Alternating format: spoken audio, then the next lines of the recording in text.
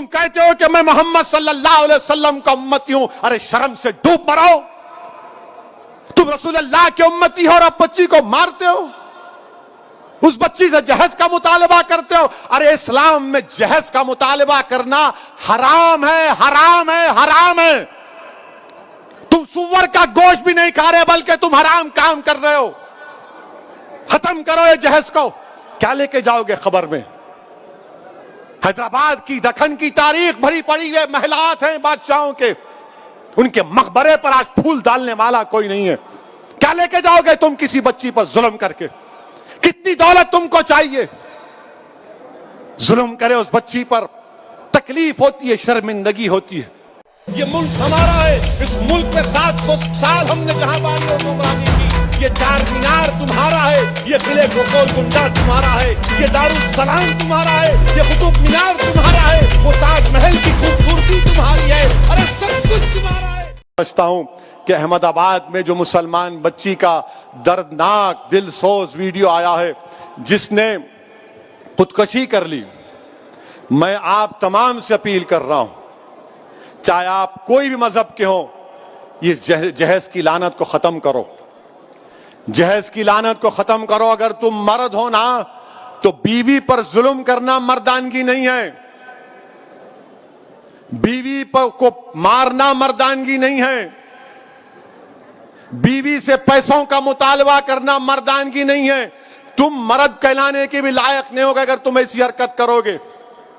وہ معصوم بچی پر ظلم کیا گیا، وہ تنگ آ گئی جہیز کی لعنت کی، جہیز کا مطالبے پر، اس آدمی کے مارنے اور پیٹنے پر، اور اس نے اتنا بڑا اقدام کر لیا۔ شرم آنی چاہیے ان گھر والوں کو جنہوں نے ہماری اس بیٹی کو مجبور کیا۔ میں تو اللہ سے دعا کروں گی اللہ تم کو غارت کرے، تم لوگوں کو۔ ہر باپ کی تکلیف تم نہیں سمجھ سکتے۔ اگر کوئی باپ خبر میں جاتا ہے، میں کئی ایسے لوگوں کو جانتا ہوں جو زندگی کی آخری سانسیں لیتے ہیں اور اپنا ہاتھ پکڑ کر دھیمی سی آواز میں کہتے ہیں اسد صاحب بچی کی شادی ہے، انتظام کرا دو، مرنے سے پہلے کچھ ہو جائے۔ کیا ہو رہا ہے ان لوگوں کو؟ کتنے عورتوں کو تم مارو گے؟ کیسے تم مرد ہو جو بچیوں کو مار رہے ہو، ان کی جانیں لے رہے ہو؟ کیا تم میں انسانیت مر چکی ہے؟ اور ایسے کتنے لوگ ہیں جو اپنی بیویوں پر ظلم کرتے ہیں، تھپڑ مارتے ہیں، جہیز کا مطالبہ کرتے ہیں، حاملہ بیویوں کو ڈھکیلتے ہیں اور باہر نکل کر اپنے آپ کو بڑا فرشتہ کہلاتے ہیں۔ ارے یاد رکھو تم دنیا کو دھوکہ دے سکتے ہو مگر اللہ کو نہیں دیکھ سکتے۔ اللہ دیکھ رہا ہے، اللہ سمجھ رہا ہے، اور اللہ ضرور مظلوم کا ساتھ دے گا، اللہ مظلوم کا ساتھ دے گا۔ میں ان تمام مسلمانوں سے اپیل کر رہا ہوں، اللہ کے رسول صلی اللہ علیہ وسلم نے ارشاد فرمایا تھا کہ تم میں سب سے بہترین وہ ہے جو اپنے گھر والوں سے اچھا ہے، بہترین اخلاق اس کے ہیں جو اپنی بیویوں سے اچھا برتاؤ کرے گا۔ یاد رکھو اگر تم اپنی بیویوں کو مارو گے تو کل یہی مار کا تم کو حساب حشر کے میدان میں دینا پڑے گا۔ جو مسلمان ہیں بتاؤ میرے کو ایک مثال دو کہ ہمارے نبی، ہمارے رسول جن کے نام کے خیرات کا صدقہ ہم کھاتے ہیں، کیا انہوں نے کبھی ہماری امت کی ماؤں کو مارا؟ کہ اللہ کے رسول صلی اللہ علیہ وسلم کی مثال دو۔ تم کہتے ہو کہ میں محمد صلی اللہ علیہ وسلم کا امتی ہوں، ارے شرم سے ڈوب مرو۔ تم رسول اللہ کے امتی ہو اور اب بچی کو مارتے ہو، اس بچی سے جہیز کا مطالبہ کرتے ہو۔ ارے اسلام میں جہیز کا مطالبہ کرنا حرام ہے، حرام ہے، حرام ہے۔ تم سور کا گوشت بھی نہیں کھا رہے بلکہ تم حرام کام کر رہے ہو۔ ختم کرو یہ جہیز کو۔ کیا لے کے جاؤ گے خبر میں؟ حیدرآباد کی، دکن کی تاریخ بھری پڑی ہے، محلات ہیں بادشاہوں کے، ان کے مقبرے پر آج پھول ڈالنے والا کوئی نہیں ہے۔ کیا لے کے جاؤ گے تم کسی بچی پر ظلم کر کے؟ کتنی دولت تم کو چاہیے؟ ظلم کرے اس بچی پر، تکلیف ہوتی ہے، شرمندگی ہوتی ہے۔ سوچو اس بات کو، ختم کرو ان برائیوں کو اپنے معاشرے سے۔ بچیاں، اللہ کے رسول صلی اللہ علیہ وسلم مسلمانوں کے لیے کہہ رہا ہوں بلکہ دنیا کو بتا رہا ہوں کہ ہمارے رسول صلی اللہ علیہ وسلم جب اپنے بیٹی سے ملنے جاتے، شہزادی جنت سے، یا وہ آتی. اللہ کے رسول صلی اللہ علیہ وسلم اپنی صاحبزادی کے لیے کھڑے ہو جاتے, بیٹی کے لیے کھڑے ہو جاتے تھے. حضرت فاطمہ کے لیے پیشانی پر بوسہ دیتے اپنی بیٹی کو. اور تم کیا کر رہے ہو؟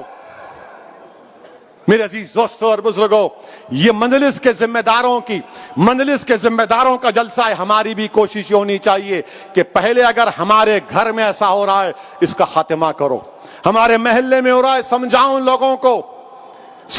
لوگوں کو. اور میں ہماری بیٹیوں سے کہوں گا کہ ڈرنا نہیں تم ہرگز اپنی جان نہیں لینا. تم کبھی اپنی جان نہیں لینا, کبھی نہیں لینا تم اپنی جان. تم زندہ رہو, ہم تمہارے ساتھ ہیں. تمہاری جان کی قیمت ہے میری بیٹیوں. اگر تمہارا باپ تکلیف میں تو ہم بھی تکلیف میں, مگر کبھی اپنی جان مت لو. چھوڑو, لات مارو اس گدھے کو, اس ظالم کو جو تم کو مارتا ہے, تم سے جہیز کا مطالبہ کرتا ہے. تمہاری زندگی بہت بڑی ہے, لات مارو اس کو, قانون کو استعمال کرو. مت گزارو ایسے ظالموں کے ساتھ زندگی. کیا فائدہ اس باپ پر, کیا بیت رہی ہوگی جو ویڈیو دیکھا ہوگا اپنی بچی کی موت کا, زندہ رہتے ہوئے مر گیا ہوگا اگر زندہ ہے تو. میرے عزیز دوستوں اور بزرگوں, اس برائی کا خاتمہ ہم کو کرنا ہے. عورتوں کا ساتھ دینا ہے. عورتوں کو حقیر مت سمجھو, عورتوں کا ساتھ دو. ہم کو معاشرے میں آگے بڑھانا ہے. یقیناً جو حجاب پہنتے ہیں کوئی روکتا نہیں ہے, برقع حجاب ان کی ترقی کی نہیں روک سکتا. کل ناسک سے ایک بچی میرے کو فون کی اور بولی اسدالدین اویسی تمہارا بہت بڑا نام سنی. ذرا گرم لہجے میں بات کر رہی تھی, میں سمجھا کچھ ہے. اب میں اماں ریکارڈ تو نہیں کر رہے تو بولے نہیں بات کرنا ہے. میں بولو.